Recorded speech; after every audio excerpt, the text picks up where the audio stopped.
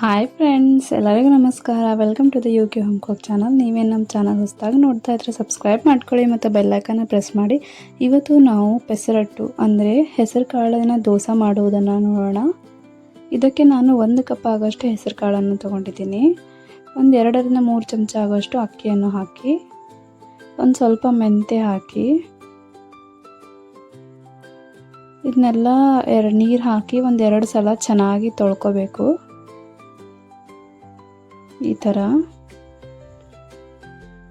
ತೊಳ್ಕೊಂಡ್ಮೇಲೆ ನೀರು ಹಾಕಿ ಹೆಸರು ಕಾಳನ್ನು ಪೂರ್ತಿ ರಾತ್ರಿ ನೆನೆಸ್ಕೊರಿ. ಇಲ್ಲಾಂದರೆ 6 ಗಂಟೆ ಕಾಲ ನೆನೆಸ್ಕೊಂಡಿದ್ರೆ ಸಾಕು. 6 ಗಂಟೆ ಆದ ಮೇಲೆ ನೀವು ನೋಡ್ಬೋದು ಅದರೊಳಗೆ ನೀರನ್ನು ಸ್ಟ್ರೈನ್ ಮಾಡಿಕೊಂಡು ಹೆಸರು ಕಾಳನ್ನು ಜಾರೊಳಗೆ ಹಾಕಿ, ಅದಕ್ಕೆ ಒಂದು ಸ್ವಲ್ಪ ಅಲ್ಲ ಹಾಕಿ, 4ರಿಂದ 5 ಹಸಿಮೆಣಸಿಗೆ ಹಾಕಿ, ಖಾರ ನೀವು ನೋಡ್ಕೊಂಡು ಹಾಕೋಬೋದು. ನಿಮ್ಗೆ ಜಾಸ್ತಿ ಬೇಕಂದ್ರೆ ಜಾಸ್ತಿ, ಕಡಿಮೆ ಬೇಕಂದ್ರೆ ಕಡಿಮೆ. ಒಂದು ಸ್ವಲ್ಪ ಕರಿಬೇವು, ಒಂದು ಸ್ವಲ್ಪ ಕೊತ್ತಂಬರಿ, 1 ಚಮಚ ಆಗೋಷ್ಟು ಜೀರಿಗೆ, ರುಚಿಗೆ ತಕ್ಕಷ್ಟು ಉಪ್ಪು ಹಾಕಿ, ಒಂದು ಅರ್ಧ ಗ್ಲಾಸ್ ಆಗೋಷ್ಟು ನೀರನ್ನು ಹಾಕಿ, ಇದನ್ನು ಸ್ಮೂತ್ ಬ್ಯಾಟರ್ ಆಗಿ ಗ್ರೈಂಡ್ ಮಾಡ್ಕೊಳ್ಳಿ. ಈ ಥರ ಇದನ್ನು ಒಂದು ಬೊಗಣೆಯಲ್ಲಿ ತೆಗೆದಿಟ್ಕೊಳ್ಳಿ. ಇದಕ್ಕೆ ನೀರು ಹಾಕ್ಕೊಳ್ಳಿ. ನಿಮಗೆ ಎಷ್ಟು ಬೇಕು ನೋಡ್ಕೊಂಡು ಹಾಕೋಬೇಕು. ದೋಸೆ ಬ್ಯಾಟ್ರ್ ಆಗೋ ಥರ ಆಗಬೇಕು, ಜಾಸ್ತಿ ಏನು ಹಾಕಬೇಡಿ, ತಿಳಿ ಆಗಬಾರ್ದು. ಚೆನ್ನಾಗಿ ಮಿಕ್ಸ್ ಮಾಡಿ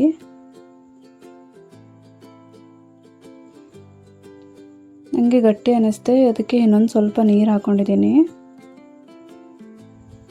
ಈಗ ಬ್ಯಾಟರ್ ಕನ್ಸಿಸ್ಟೆನ್ಸಿ ಪರ್ಫೆಕ್ಟ್ ಆಗಿದೆ, ದೋಸೆ ಬ್ಯಾಟರ್ ಥರ. ಈಗ ಹೆಸರು ಕಾಳಿನ ಬ್ಯಾಟರನ್ನು ದೋಸೆ ತವ ಮೇಲೆ ಹಾಕಿ ಚೆನ್ನಾಗಿ ರೌಂಡಾಗಿ ಸ್ಪ್ರೆಡ್ ಮಾಡ್ಕೊಳ್ಳಿ.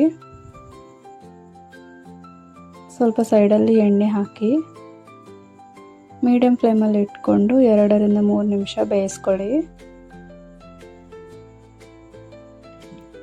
ನೋಡಿ, ಈ ಹೆಸರು ಕಾಳು ತಿನ್ನೋದ್ರಿಂದ ತುಂಬಾ ಬೆನಿಫಿಟ್ಸ್ ಇದೆ, ಪ್ರೋಟೀನ್ಸ್ ಇದೆ, ಭಾಳ ಬೆನಿಫಿಟ್ಸ್ ಇದೆ. ಯಾರಿಗೆ ಹೆಸರು ಕಾಳು ತಿನ್ನಲು ಇಷ್ಟ ಆಗೋದಿಲ್ಲ, ಈ ಥರ ನೀವು ದೋಸೆ ಮಾಡ್ಕೊಂಡು ಕೂಡ ತಿನ್ಬೋದು. ಒಂದು 2 ನಿಮಿಷ ಆದಮೇಲೆ ಇದನ್ನು ತಿರುಗಿಸಿ ಮತ್ತೆ ಒಂದು ನಿಮಿಷ ಬೇಯಿಸಿ. ನೋಡ್ಬೋದು ಎಷ್ಟು ಚೆನ್ನಾಗಿ ಬಂದಿದೆ ಅಂತ. ಹೆಸರು ಕಾಳು ದೋಸೆ ರೆಡಿಯಾಗಿದೆ. ಈ ದೋಸೆ ನೀವು ನಿಮ್ಮ ಮನೆಯಲ್ಲಿ ಒಂದು ಸಲ ಟ್ರೈ ಮಾಡಿ ನೋಡಿ, ಹೇಗಾಗಿದೆ ಅಂತ ಕಮೆಂಟ್ ಮಾಡಿ. ಈ ರೆಸಿಪಿ ನಿಮಗೆ ಇಷ್ಟವಾದರೆ ಲೈಕ್ ಮಾಡಿ, ಶೇರ್ ಮಾಡಿ, ಕಮೆಂಟ್ ಮಾಡಿ.